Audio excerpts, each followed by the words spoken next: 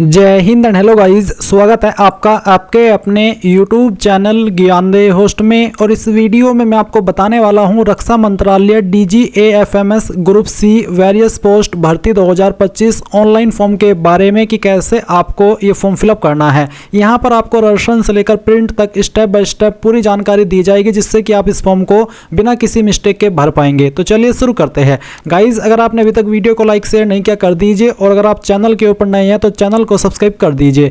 इसके बाद में जो लिंक मैंने वीडियो के डिस्क्रिप्शन में दिया है आप ओपन करेंगे। इसको ओपन करने के बाद जानने को मिलेगा कि टोटल 113 पोस्ट निकाली है एंड फॉर्म यहां पर आप लोग 7 जनवरी से लेकर के 6 फरवरी 2025 तक भर पाएंगे।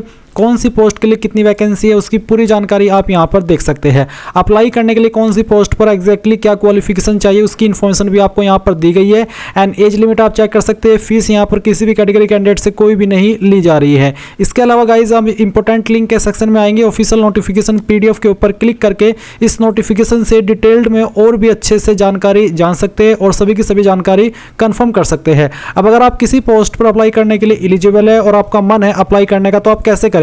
इसके लिए इंपॉर्टेंट लिंक के सेक्शन से अप्लाई ऑनलाइन लिंक ओपन करेंगे और आपके सामने ये वाली वेबसाइट आ जाएगी। अब यहां पर आने के बाद में आपको न्यू यूजर इसके ऊपर क्लिक करना है।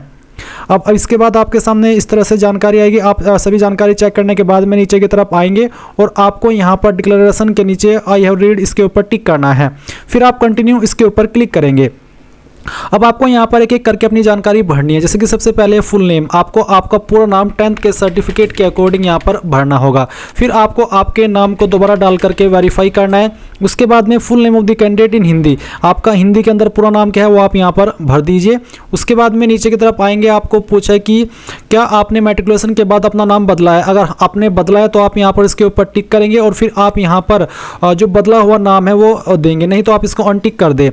उसके बाद में आपको आपके फादर का नेम एंटर करना है। ये भी आप 10th के सर्टिफिकेट के अकॉर्डिंग यहाँ पर भरिएगा। फादर नेम को दोबारा डाल करके आपको वेरीफाई करना है। उसके बाद में आप नीचे देखेंगे मदर नेम, तो आपको आपकी माताजी का नाम यहाँ पर एंटर करना है। माताजी के नाम को दोबारा डाल करके आपको वेरीफाई कर देना है।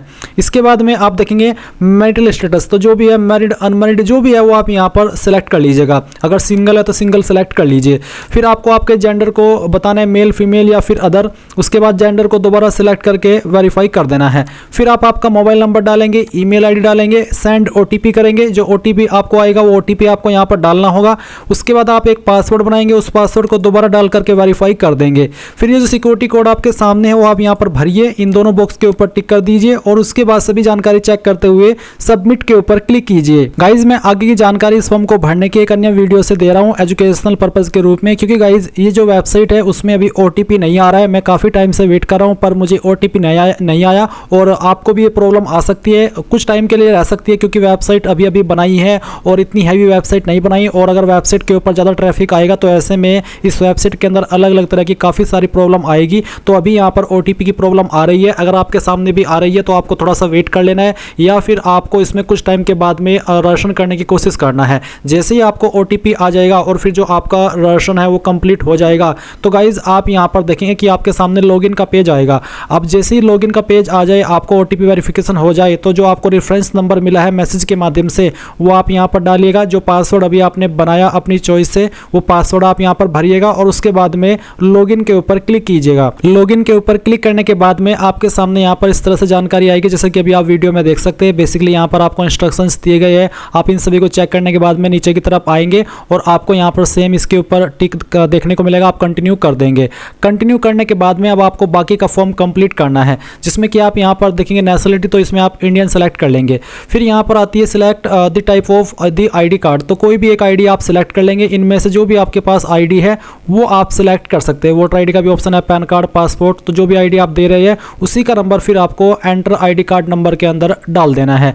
एंड देन आप देखेंगे एंटर विजिबल आइडेंटिफिकेशन मार्क, यानी कि आपकी बॉडी के ऊपर ऐसा निशान जिससे आपकी बॉडी की पहचान होती है, तो आप उस मार्क के बारे में यहाँ पर लिख देंगे।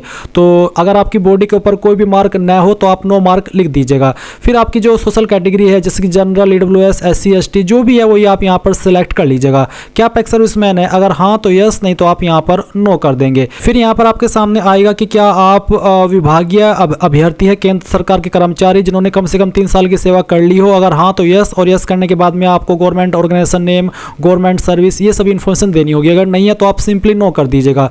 फिर आएगा क्या आप निम्नलिखित श्रेणियों में से किसी में 40% या उससे अधिक की बेंचमार्क दिव्यांगता वाले व्यक्ति है? अगर है तो आप यस करिएगा, नहीं तो आपको नो करना है। बेसिकली अगर आप विकलांग है इस ऑप्शन में तभी यस करिए, नहीं तो नो करना होगा। फिर यहाँ पर आता है कि क्या आप दिव्यांग रक्षा सेवाकर्मी है? अगर हाँ तो यस, नहीं तो आप यहाँ पर नो कर देंगे। इसके बाद गाइज आपके सामने सेक्शन 3 आता है। तो इसमें आपसे जो डेट ऑफ बर्थ है वो आपकी पूछी है, तो जो भी डेट ऑफ बर्थ है वो आप यहाँ पर कैलेंडर के ऊपर क्लिक करके सिलेक्ट कर लीजिएगा, और जो भी आपकी उम्र 6 फरवरी 2025 तक है वो यहाँ पर आ जाएगी। फिर आप सेव एंड कंटिन्यू कर देंगे। इसके बाद यहाँ पर आपके सामने आती है कॉन्टैक्ट डिटेल पेज। तो आप यहाँ पर जो आपके एड्रेस की इन्फॉर्मेशन है वो भरेंगे। तो कैंडिडेट परमानेंट एड्रेस जो भी है वो आप यहाँ पर लाइन फर्स्ट 2 के अंदर भर दीजिएगा। आपकी स्टेट सेलेक्ट कर लीजिएगा, आपकी डिस्ट्रिक्ट सेलेक्ट कर लीजिएगा, आपका सिटी विलेज टाउन क्या है वो आप यहाँ पर भर दीजिएगा। फिर अपना पिन कोड भी डाल दीजिएगा। नीचे है आपका परजेंट एड्रेस। अब अगर आपका परजेंट और परमानेंट एड्रेस सेम है तो आप इस बॉक्स के ऊपर टिक करिएगा। अगर अलग अलग है तो अनटिक करके अलग से अपना परजेंट एड्रेस आप यहाँ पर भर सकते हैं, और उसके बाद सेव एंड नेक्स्ट कर दीजिएगा। फिर यहाँ पर आपके सामने प्रेफरेंसेस सिलेक्शन आएगा। तो test centre location preference first. तो पहली चॉइस आप टेस्ट के लिए किसको देना चाहते हैं वो आपको यहाँ पर सेलेक्ट कर लेना है। इन्हीं लोकेशन पर आपका एग्जाम रहेगा। फिर आप सेकंड प्रेफरेंस दे देंगे, और उसके बाद में थर्ड प्रेफरेंस भी आपको दे देनी है। अब आती है लिस्ट ऑफ पोस्ट प्रेफरेंस, यानी कि आप कौन सी पोस्ट को प्रेफरेंस देना चाहते हैं अप्लाई के लिए। तो यहाँ पर जिस भी पोस्ट के लिए आप एलिजिबल है और आप उसकी क्वालिफिकेशन रखते हैं जो उस पोस्ट पर मांगी है वही आपको यहाँ पर टिक करनी है। अगर आप यहाँ पर एक से ज़्यादा पोस्ट पर क्लिक कर पा रहे हैं तो इसका मतलब है कि आप एक से ज़्यादा पोस्ट पर अप्लाई कर सकते हैं, और वही पोस्ट सिलेक्ट कीजिएगा जो कि आप पहले नंबर पर रखना चाहते हैं, फिर सेकंड पर, और उसकी क्वालिफिकेशन आपके पास रहनी चाहिए। ऐसा ना हो कि आप यहाँ पर सभी पोस्ट को प्रेफरेंस दे दें और आपके पास उसकी क्वालिफिकेशन ना हो, तो फिर आपका फॉर्म रिजेक्ट हो जाएगा, डॉक्यूमेंट वेरिफिकेशन में बाहर कर दिए जाओगे। तो वही पोस्ट सेलेक्ट कीजिएगा जिसकी आपके पास क्वालिफिकेशन हो, और जैसे ही आप यहाँ पर पोस्ट प्रेफरेंस दे दे और उसको आप किस नंबर पर रखना चाहते हैं वो भी आप अप डाउन यहाँ से कर सकते हैं। एंड देन आप सेव एंड कंटिन्यू इसके ऊपर क्लिक करेंगे। इसके बाद में गाइज यहाँ पर आपके सामने जो क्वालिफिकेशन की जानकारी है वो आ जाएगी। सबसे पहले मैट्रिकुलेशन यानी कि 10वीं की इन्फॉर्मेशन भरेंगे। आपने किस बोर्ड से आपकी 10वीं की है उस बोर्ड का नाम आपको यहाँ पर अपने हैंड से रिटर्न करना होगा, यानी कि खुद से भरना होगा। फिर सब्जेक्ट कॉम्बिनेशन क्या था, आप यहाँ पर जो 10वीं के जो भी सब्जेक्ट आपके पास थे एक एक करके सभी सब्जेक्ट के नाम लिख दीजिएगा। किस साल के अंदर आपने आपकी जो 10वीं वो पास कर ली थी वो साल आप यहाँ पर सिलेक्ट कर लीजिएगा, महीना और साल। उसके बाद मार्क्स ऑब्टेंड, कितने नंबर आपको आए थे वो नंबर भी आपको यहाँ पर भरने होंगे।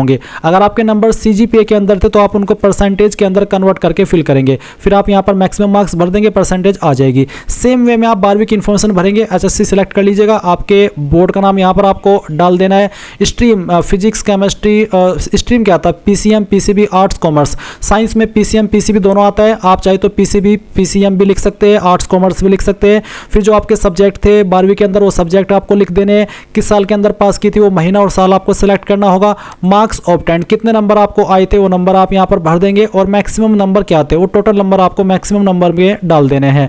फिर गाइज आप नीचे की तरफ आएंगे। अगर आप ऐसी पोस्ट पर अप्लाई कर रहे हैं जिस पर ग्रेजुएशन की योग्यता मांगी है तो आप यहाँ पर ग्रेजुएशन की जानकारी भरेंगे, जिसमें कि आपको कॉलेज इंस्टीट्यूट का नेम, पासिंग डेट, फिर आपके मार्क्स ऑब्टेंड, मैक्सिमम मार्क्स। और अगर आप ऐसी पोस्ट पर अप्लाई करें जिस पर डिप्लोमा मांगा तो आप डिप्लोमा की जानकारी सेम वे में भर देंगे।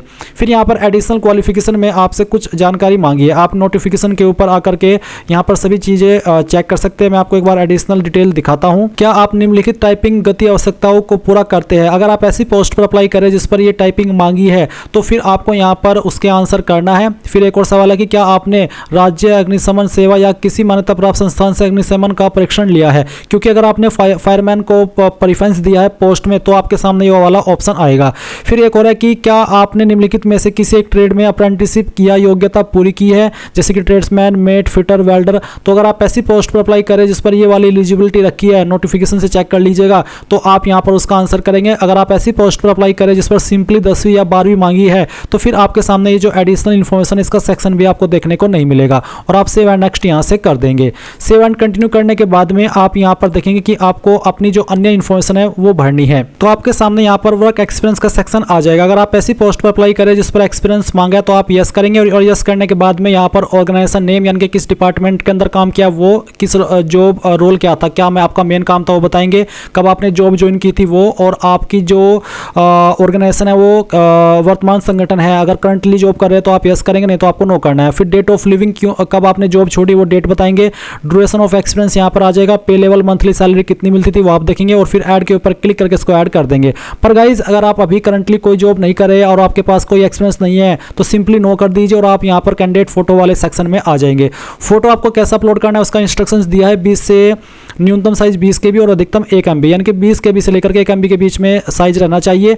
JPEG या फिर JPG का फॉर्मेट चल जाएगा और आप यहाँ पर ब्राउज के ऊपर क्लिक करेंगे और जो आपकी फोटो फाइल है वो आपको सेलेक्ट कर लेनी है। फिर यहाँ पर जैसी फाइल आ जाएगी आप अपलोड के ऊपर क्लिक कर देंगे और आपकी फाइल यहाँ पर अपलोड हो जाएगी अगर दिए गए इंस्ट्रक्शंस के अकॉर्डिंग रही। फोटो अपलोड करने के बाद में आप यहाँ पर आपका सिग्नेचर भी सेम वे में अपलोड कर देंगे और फिर आप सेव एंड कंटिन्यू इसके ऊपर क्लिक करेंगे। अब आपके सामने यहाँ पर डॉक्यूमेंट अपलोड का सेक्शन आएगा। डॉक्यूमेंट अपलोड में आपको क्या क्या चीज़ ध्यान में रखनी है वो आप देख लीजिए। आपको फाइल के नेम में कोई स्पेशल कैरेक्टर इस्तेमाल नहीं करना है। साइज 1 MB से लेकर के 5 MB के बीच में रहना चाहिए और क्या क्या डॉक्यूमेंट आप अपलोड करेंगे उसकी पूरी जानकारी आप यहाँ पर देख सकते हैं। इसमें ID कार्ड में जो आपने ID सेलेक्ट किया है जिसका नंबर दिया है वो आप अपलोड करेंगे। साइज आप देख ही सकते हैं कि कितना आपको यहाँ पर दिया है। फिर मैट्रिकुलेशन सर्टिफिकेट भी अपलोड करना है, 12वीं का सर्टिफिकेट भी अपलोड करना है। एडिशनल डिग्री कोर्स सर्टिफिकेट है अगर आपके पास कोई तो वो आप अपलोड कर देंगे।